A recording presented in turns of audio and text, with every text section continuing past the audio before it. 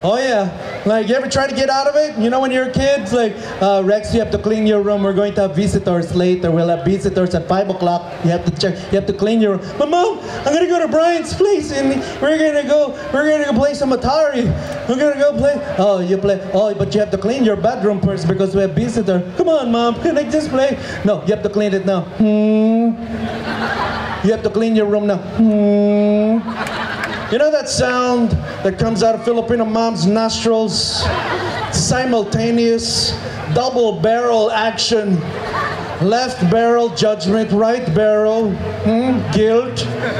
All together. And then there you go. Okay, Mom, don't worry. I'll go clean my room. I don't know how did that happen. I ended up cleaning my room and ditching my friend. She's amazing. She's got this amazing ability. Man, actually, she used that power to talk herself out of a moving violation with the California Highway Patrol. She did. She talked herself out of it. Yeah. She was driving just like a few months ago. Cop pulls her over, explains the situation. First of all, my mom was driving by herself in the carpool lane during carpool lane hours. She got pulled over.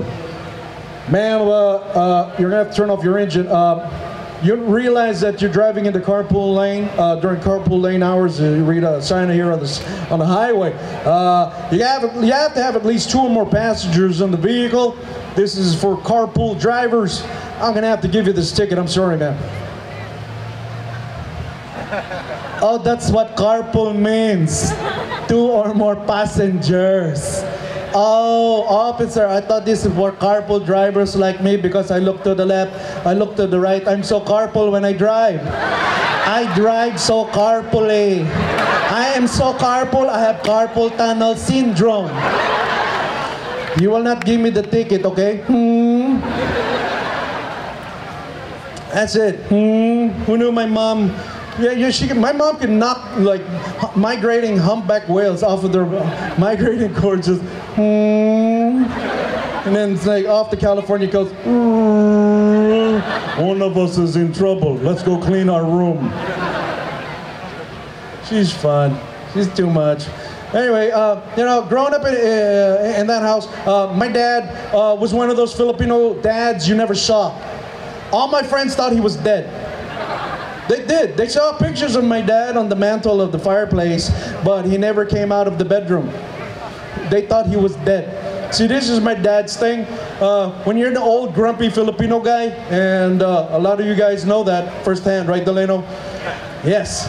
They're tough, right? They're set in their ways. Once they're done with their shift at work, they go straight into the house and they'll get out of their work clothes and put on their only at the house uniform. What do we call it? Pambahay wear, right?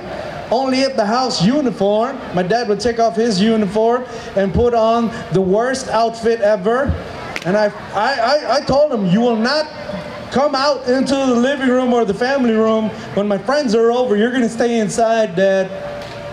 Let me describe his outfit. He wore like first generation, first ever invented slippers. Yeah, they were like really nasty, bacon thin, falling off his feet, and he had red wool dress socks pushed into those slippers. Oh yeah, my dad looked like a Christmas ninja. And he had blue Bermuda shorts. Blue Bermuda shorts with a belt. No belt loops. Just a belt. And he made it really tight. And then this is the part where I forced my dad to stay in the bedroom. You know, he had one of those old school Chinese cotton camisetas, you know, the see-through translucent undershirt with the 3 buttons like Bruce Lee. So see-through. So see-through. My dad looked like he won a wet t-shirt contest with no water. Oh yeah, and you know, this is the part, no, this is it. I told my dad, you will never come out because, you know, when Filipino dads get over the age of 55, their nipples get really dark and start to get really big. My dad looked like he was smuggling Oreos. Like, no, Dad, you're staying inside. And then one day, all my friends came over, and they were in for the surprise of their life. Again, my friends always thought my dad was dead. until my dad popped out of the bedroom one day. My dad only pops out for 2 occasions. 1, dinner's ready. 2, he needs some laundry. And that's it. Oh yeah, they came in on the wrong day. My dad jumped out. All my friends freaked out. Oh, Rex, I see your dad's ghost. No, that's my dad. He's really alive. What do you want, Dad? You know you're embarrassing me in front of all my friends. All he wanted to do was, Rex, ask your mom. Ask your mom. Did she just dry my panty? I need my panty for tomorrow. Nice to meet you. I'm Rex's dad. Bye. Really? Really? Oh my God. Not only was the visual embarrassing, but my dad just broke the secret to the fact that Filipino men, we will not call our underwear. We call it panty. Right, guys? It's panty. Because it's masculine, right? Girls wear what? Panties. Panties. Boys wear panty. Girls wear panties. Boys wear panty. Right? So he comes out and calls it panty. Oh no. Oh no. All my friends are like, you know what, screw it. I had to explain why we call it panty, and they didn't buy it. And you know what, to this day, I got no shame. I got no shame. I called it panty. I still call it panty. You know, I got my own kids now, and when their mom's not looking, hey, go get some panty. You need some new panty. In that voice, isn't that weird? No. So we call it. I remember in junior high during gym class. It was me and 4 other Filipino boys. After gym class was done, you know, all the boys had to get butt naked and take a shower. We're good Filipino boys. We kept our panty on. Taking a shower, we were like huddled in a circle. We shared one shower head.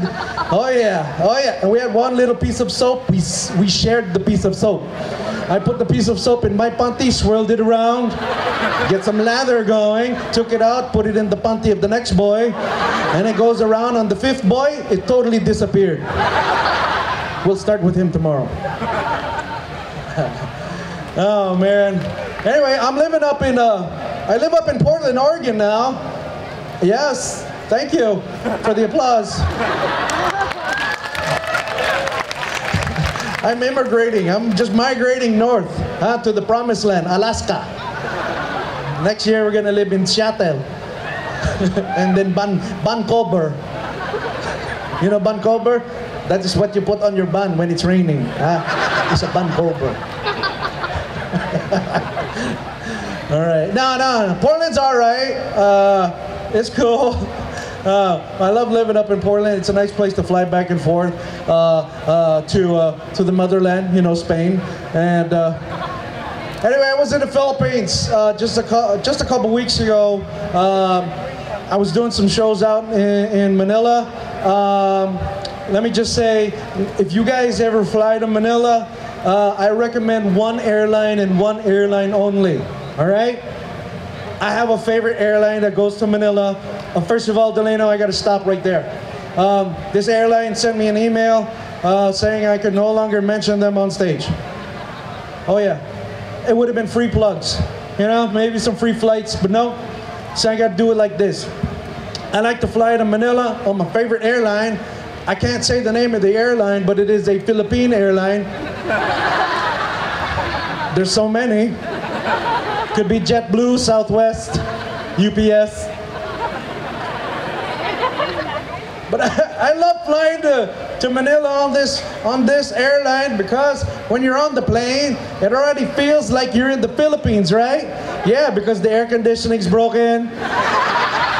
And there's only one window that rolls down. That's my seat. I control the aircon. And it really feels like you're back in the barangays back home in the Philippines, right? Because you can't even get to your seat way in the back of the plane because it's blocked by all the aunties and their hand carry, right? Because they need you to put all of their hand carry into the overhead bin, right? Oh man, and then when you finally sit down, it is all quiet and humid inside. And if you listen carefully, you'll hear a rooster. Swear to God. You'll hear a rooster. You know where they keep him? In the cockpit. That's what I'm saying. But you know, it was really fun. I was trying to relax, and on this particular airline, they don't let their pilots retire. When they do retire, they still get full access to the flight deck, hang out with the flight crew. They don't touch any instruments, but they get on the microphone every now and then just to make some announcements, you know. And it felt really weird because it felt like, oh my God, my uncle just took over the plane.